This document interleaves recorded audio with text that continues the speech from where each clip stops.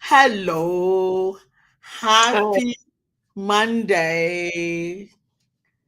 Happy Monday, everybody. And happy Monday, Liz. Thank you. Happy Monday to you. To Happy New Week. Happy New Week. That's why. Happy New Week. That's Happy New Month. As they do in right. Africa every time. Happy New Month. Pre-Easter. Pre-Easter. Long weekend Pre-Easter. coming up.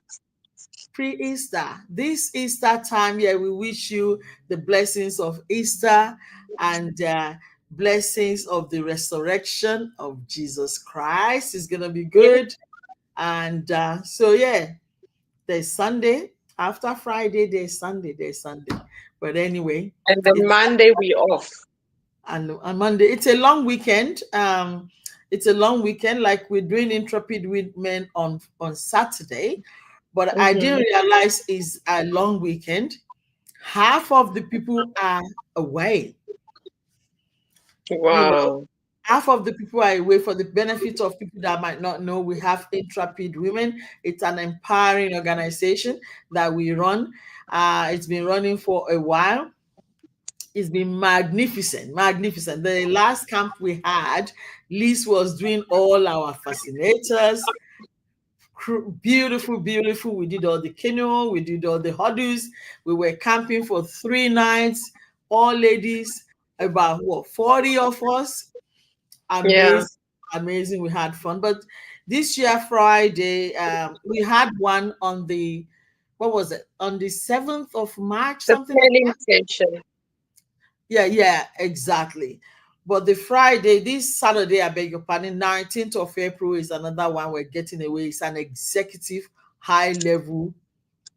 I don't want to give it away. You got to be there to see it. But after it's done, we'll let you know what we've done. Amazing, amazing platform we're going to have. But half of the people were away, and I didn't realize it's the long weekend. However, the people that are coming, they're still going to have the full blast. So we're not going to reduce or downsize thing because people are away, unfortunately. But whoever is there, they're going to have the full blast and they will never regret it. It's an experience that is very exclusive. I need to say is exclusive. And so I'm happy that we're going to be able to experience it. But I think we've got Professor Mimi on. She's well, let's bring Professor Mimi on. Don't waste time. Hello, Chair. Hello. Good to see you. It's good to see you. Thank you for having me. This woman, yesterday she was in the UK. Today she's in the US. Tomorrow she's going to somewhere. I can't believe she's been traveling with her son, bodyguard. Thank you How so are much. you? When we finished last week, I was like on my way to the airport that night, but I didn't want to say it. I have been in the UK. I was in the UK from Tuesday, and then I arrived at the US probably about 10 hours ago. So if I'm jet lagged, but my meeting starts in about 3 hours, but I had to get up for this. So thank you for the invitation. Wow, good representation there. So you got the United Nations planet meaning there that you're going for. Absolutely. I've got for the people of African descent in the Asia Pacific region, but globally. So there's a global meeting here at the UN, and I've got a statement as well that I'm going to be delivering. A high-powered delegation from around the world and from people whose descendants went as slaves in the Caribbean to the Americas, but all over the world. There is that representation. So I'm very honored. Wow. We're honored to have you. Thank you so much. There's no reason why you should be on this platform today, considering Absolutely. there's no reason why, but despite it all, You are Yeah. honored, and we thank you so much for doing My this. pleasure. Sorry, she's not in her house. That's why she hasn't got all the books behind her. That's why I'm in Anyway. a hotel room. As decent as it is, it will be inappropriate for me to, Yeah, I'm trying yeah, to have a neutral background as much as possible. yeah. Anyway, it's good to have you. Let us go on a break. We haven't got time, as you've heard. People are really busy, but they want to come on today and to bless you. So let's go on a break, and we'll be back.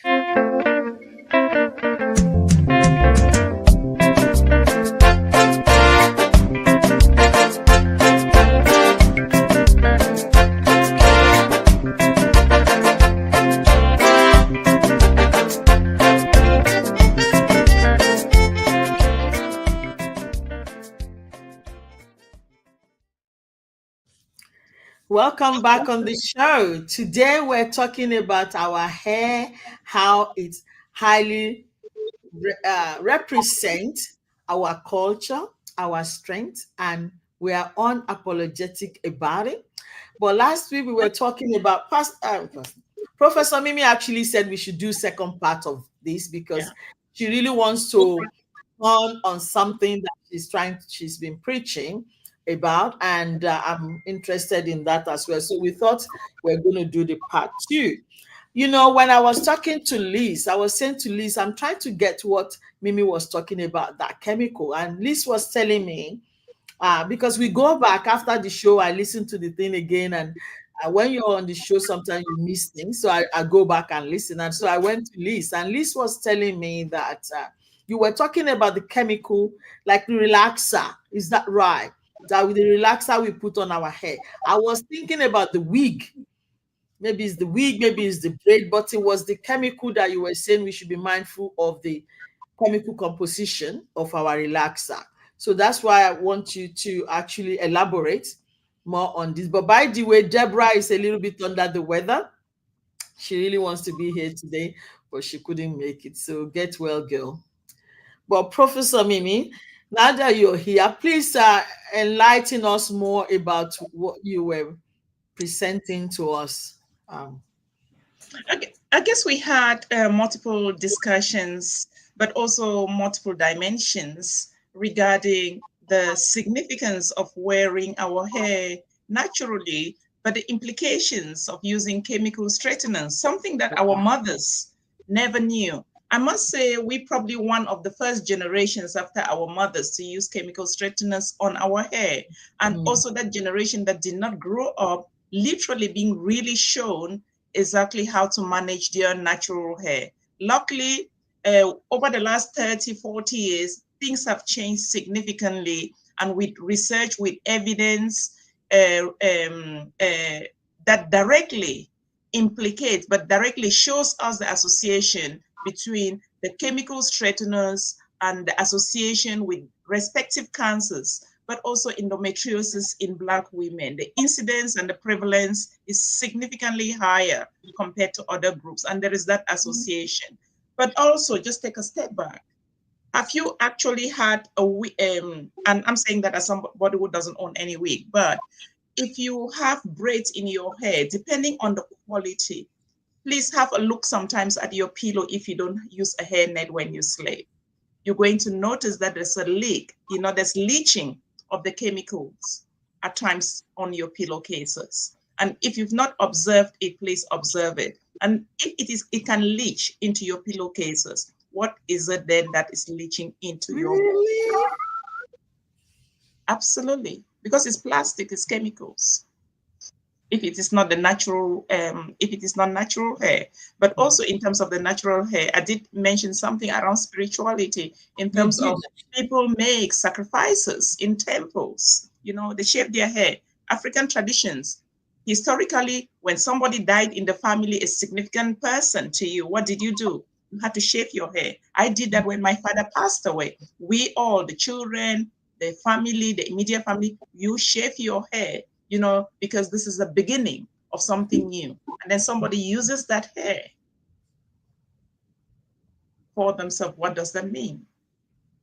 So I think people should reflect about some of these things, even beginning from our own cultures. How did our mothers manage their hair? I think we started by talking about braiding, but I'm Mm, having a scarf today. Yes, my hair is in order, but I'm mm, wearing a traditional outfit today. So I decided to to wear what we call in Akum a yangsa. Different mhm, cultures, they've got different names from a duke to a gele to yangsa to whatever you call it. But mhm, this has always been part of the dressing of the Black woman. It mhm. is respectful, but it's something that culturally women have also used it literally to also manage your hair, but also to keep their hair together. Mm. And it enhances the outfit overall. I'll stop there. I Please. I heard you. It's true, but Black Americans in the olden days, they started with the wig. This wig was even with our mother. The wig were very, very, prominent then. They would have to carry the wig, and especially the ones that go to church to serve in the choir or the church, they always wear the wig. That's where we started the wig from. I'm thinking, Mimi, the wig these days go through a lot of processes. I've been to China a few times where they do them, and Yeah. they go through a lot of cleaning and a lot of washing and everything. Because I'm just wondering, are we going to be able to get rid of wig ever? And then if we're not going to be able to get rid of wig, which it's an I don't think it's going to work. So we need to now find a way to mitigate whatever it is. So it's good you're saying this. Should we just carry our wig and bless it in Jesus' name or something before we wear it? Or Liz is addicted to wig, I must say. She picks every she's got so much wig. I mean, she looks good in them as well. So how would you prevent wearing the shave that Mimi was talking about? Look, as much as I love the week, honestly speaking, I also love my Duke. Oh yeah. I can put on a scarf any time of day, and it is my number one go-to thing. It's a scarf. It's a headgear. I've got a fascinator. I would make it myself, and I would wear it. If it is a scarf, I will tie it, and I know how to go about it. I tie my head scarves without even looking in the mirror. Yes, and because of my personality, I do love, different looks. Me too. So I don't mind wearing a wig, honestly speaking, which I am even wearing right now. And I do have different, looks of the wig as well, which does help because I've got a condition on my scalp, and I always have to nurture my scalp. And when I wear a wig, at least I am able to put the oil, or the conditioning or whatever it is that I'm nurturing my scalp with, underneath. So, there's this moisturizing going on underneath, in on my hair and on my scalp, which not many people know that I've got a condition, but it's something I grew up with.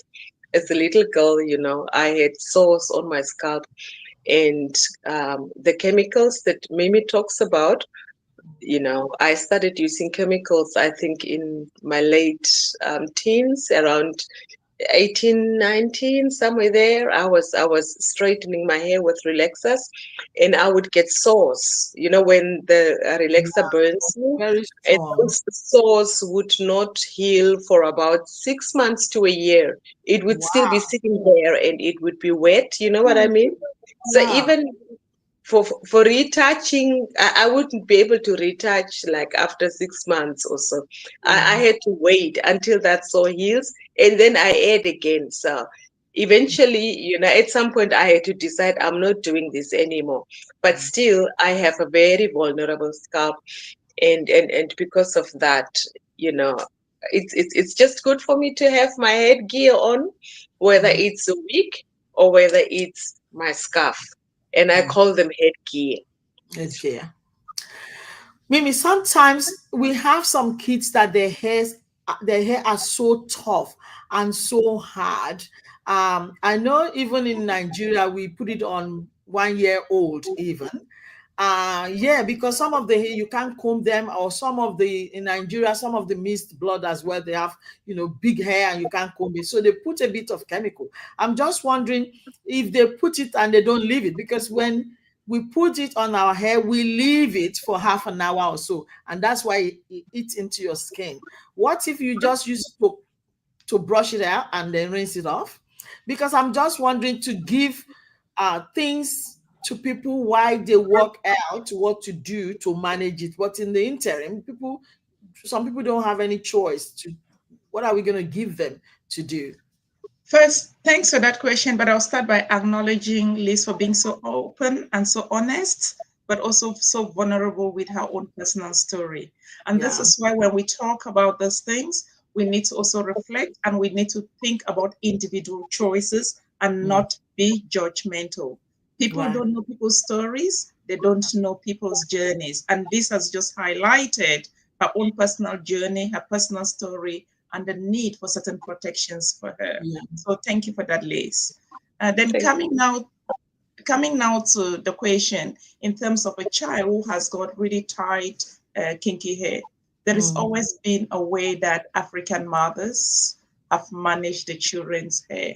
It's called moisturizing. Basic water and an oil in it, from coconut oils that have been used to different to clay and other forms of materials, shea butter that has been used in hair. And if you go across the African continent, there is always one form of oil or the other that will mix with water or with other ingredients to moisturize the hair. And if you want to try this at home, if you've got very tight, curly hair and you feel you struggle to comb it, pat your hair, sprinkle it with water, and add any oil of your choice, from olive oil to coconut oil, but some sort of a natural oil, yeah. and leave it for about 5 to 10 minutes and go back and try to comb it. There will be a difference. Don't comb your hair dry. Use appropriate combs. And I think one of the things we should do in this session or during this series around African hair is literally to maybe bring some of the young people who do hair. And years ago, I'd run a session at Melbourne Polytechnic, and it was really around the beautification of African women, the African young people, African hair, etc. The people who need it the most don't show up. And I recall there would have been at least 100 participants during that forum. It was face to face just before COVID, but I can count the number of African women who were not in the room. So I think people have to invest in themselves, because if you don't invest in you and you don't learn how to do these things, you will always complain. Managing our hair is not a problem. We've got the ingredients, we have the know-how. You don't need to depend on chemicals. You also need to be able, for example, to be confident enough to wear your hair naturally. When you stop wearing your hair naturally, and you absolutely have to be completely reliant, right, on covering it up regardless of what it is, I think that is when it becomes a problem. Being mindful of something like what Liz said, when she's got a condition and there are certain protections that she needs to take. So you really need to just take a step back. I think our hair is beautiful, and it is our crown. It defines who we are. Beautiful. I've got this. I think it was this lady that you sent to me, Liz, at the Miss Australia. I've got a Oh, video. Let's go on a break and I'll bring is it Tari's video up? 1 minute.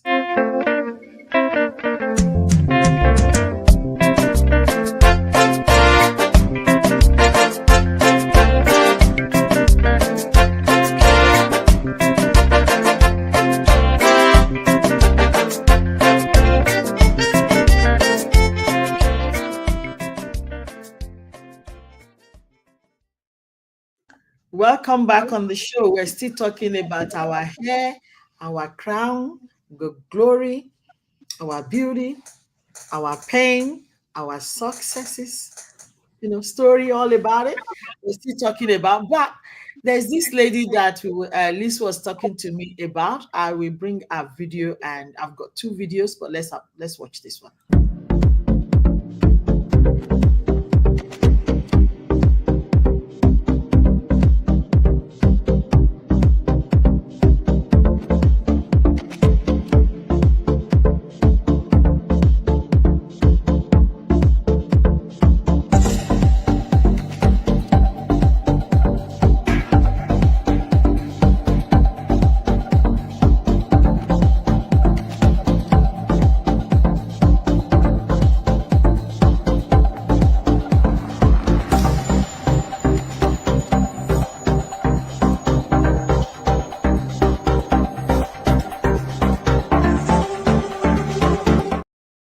I love what a confidence that is.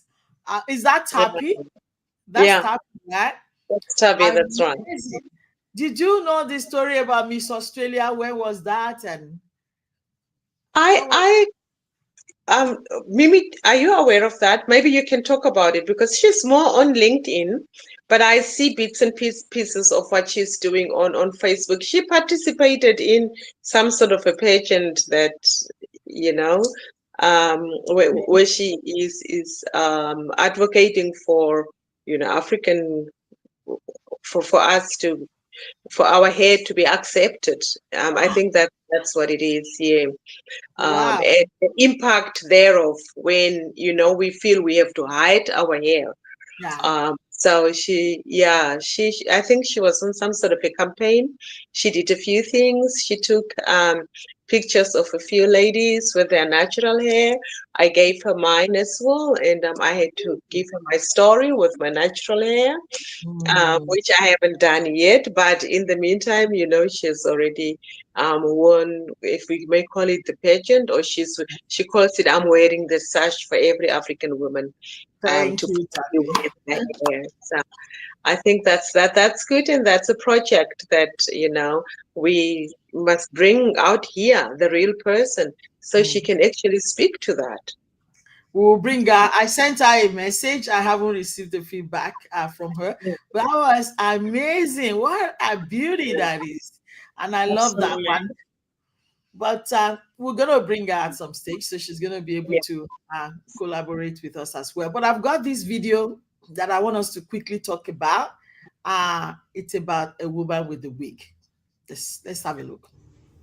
Whoa, that'll do it. You don't have to worry about me. You don't have to worry about me. I'm out of here.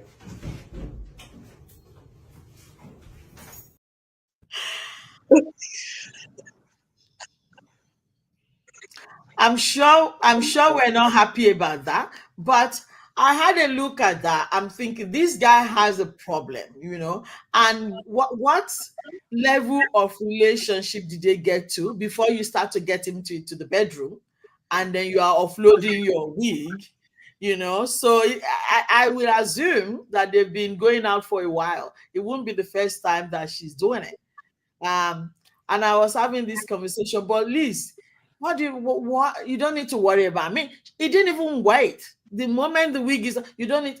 It's as if he wanted to run anyway. Like his intention was not to be with her. It wasn't about the wig, was it, Liz? Well, if literally that's the first time he sees it, and that makes him run away, it's questionable in terms of why would you take such a drastic decision, Straight away. for yeah for hey, and we've got a relationship. How old is this relationship? What were the issues probably already that were there? Maybe it was already fragile and this just snapped the bend somehow. But yeah, I think if that's the issue, it landed on a preconceived notion in his head, and because he's saying that's it, you know what I mean? You don't need He's to worry saying about that's it. Yeah, don't worry about me. That's it.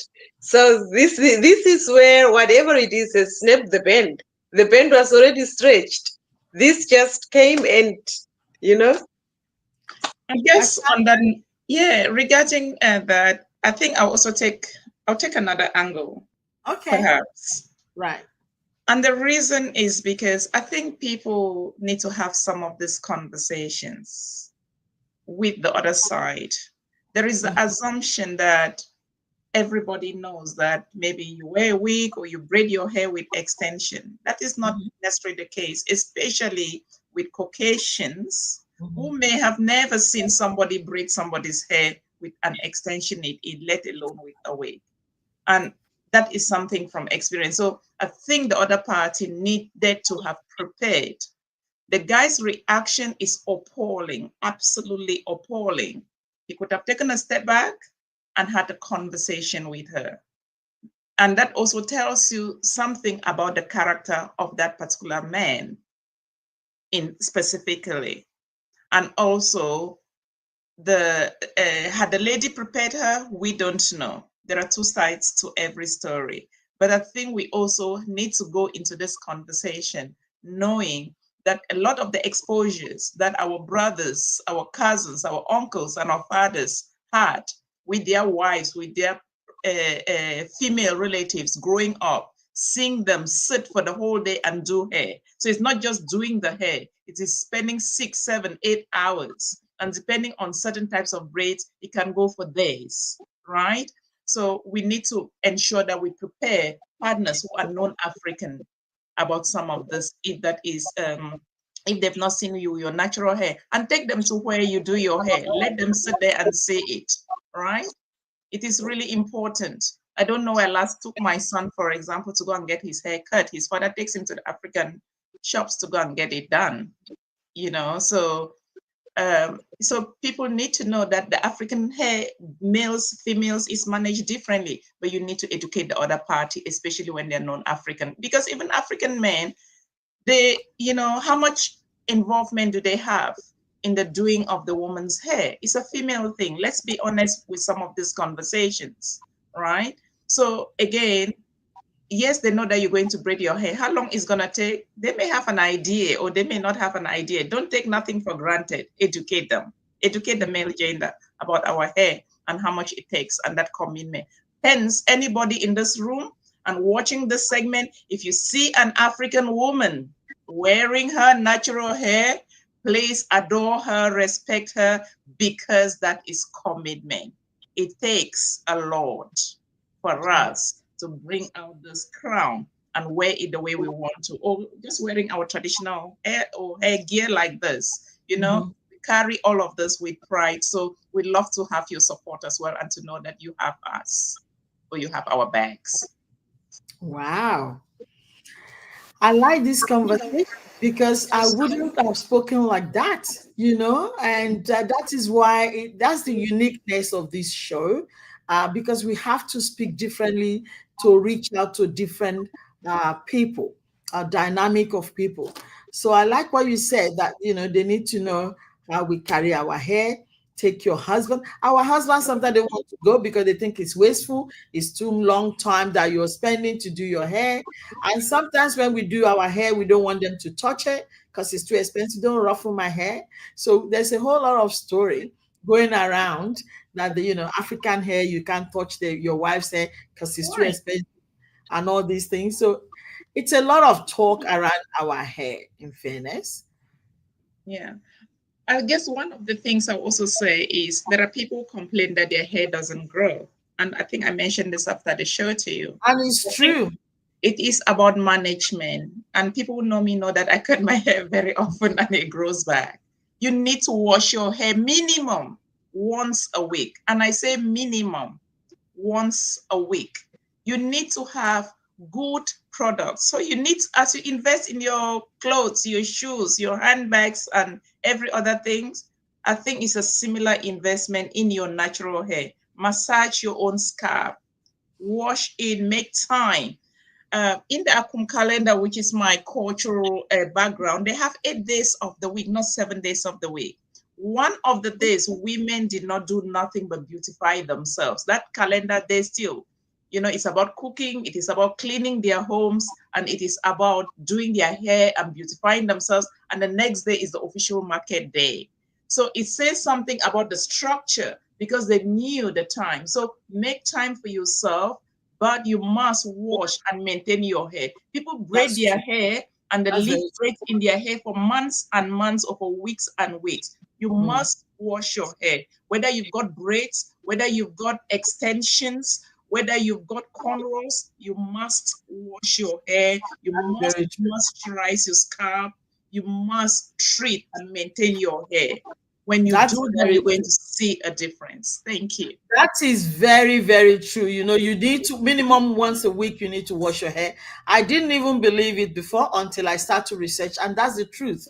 When we say our hair don't grow, so I start to do that and see if it's going to make any difference. Again, I'm considering if I still want to be selling that chemical at my shop. So it's guilty conscience that is worrying me now because I don't even use it. Haven't used it in years. Almost 30 years I haven't used it, but I sell it. So I need to consider if I want to continue to sell, if it's going to be endangering people's hair, like I said. But it's been a good topic today again. Thank you so much for sharing this light into it. We have to call it a day. And next week again, same time, same place, we will come and impact you again. So ladies, you want to say goodbye for now? Yeah, sure. Goodbye. As much as I wanted to delve into something with regards to, there's removables on our body. That's a big topic. That's another topic. Please don't start that. That's another topic. We have to go. It's 8 o'clock. So anyway, Bye-bye. thank you so much, everyone. Happy Dr. Easter. Sammy, See you stay the next free. week. Safe journey. We see you back home. Thank you for Okay. Goodbye. bye, ladies. Thanks, everyone. Thanks for listening. Thank you for listening. Bye bye.